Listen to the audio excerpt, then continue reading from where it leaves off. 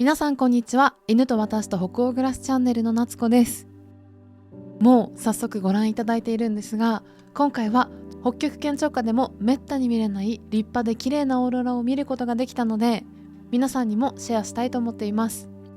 ぜひ最後までご覧ください。私がどこにいるかというと、北スウェーデン。北極圏から100キロくらい離れたところに位置するピテヨという町なんですが、白夜や極夜、オーロラもよく見えるとても寒い地域です。この日は確か平日で、寝る前に犬の散歩に行かなきゃと思って外に出たら、こんな感じで空一面にオーロラが広がっていたんです。スウェーデンに住み始めて5、6年経つんですが、オーロラをわざわざどこかに見に行かなくても、こうやって空を見上げるだけで見えるのはすごくラッキーだなと思います。そしてお気づきの方もいるかと思うんですが、この動画は iPhone の画面収録で撮影しているので音声は入っていません。私は iPhone 12 Pro Max を使っていて、暗いところでもね、こんな感じで結構綺麗に撮ってくれるので、とても優秀なカメラだなと思って重宝しています。オーロラは北の空に見えることもあれば、こんな感じで真上にブワーッと大きく出ることもあります。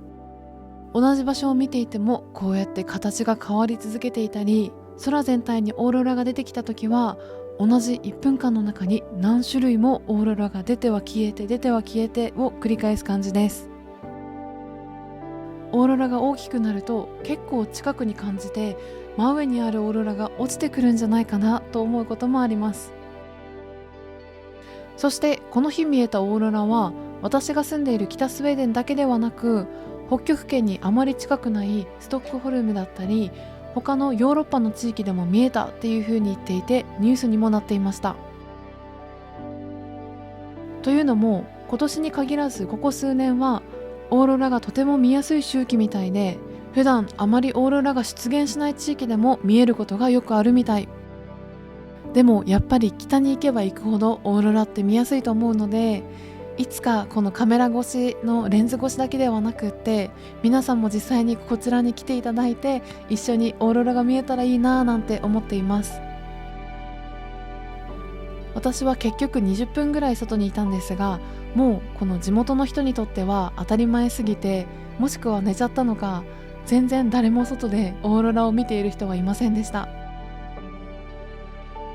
寒くなければずっとオーロラを見ていられるのにと思いながら、私は散歩と同時進行で撮影をしています。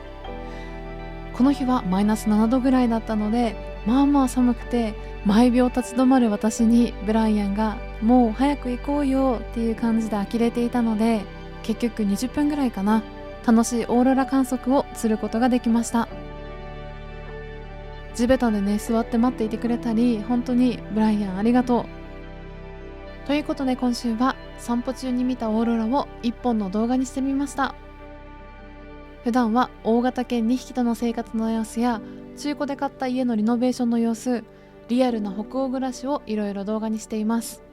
もしオーロラの動画いいなと思っていただけたら、高評価ボタンやチャンネル登録、コメントもよろしくお願いします。犬と私と北欧暮らしのインスタグラムでもこういった写真や動画いろいろ上げています。ぜひそちらもチェックしてみてください。それではまた来週もお会いしましょう。ヘイドー。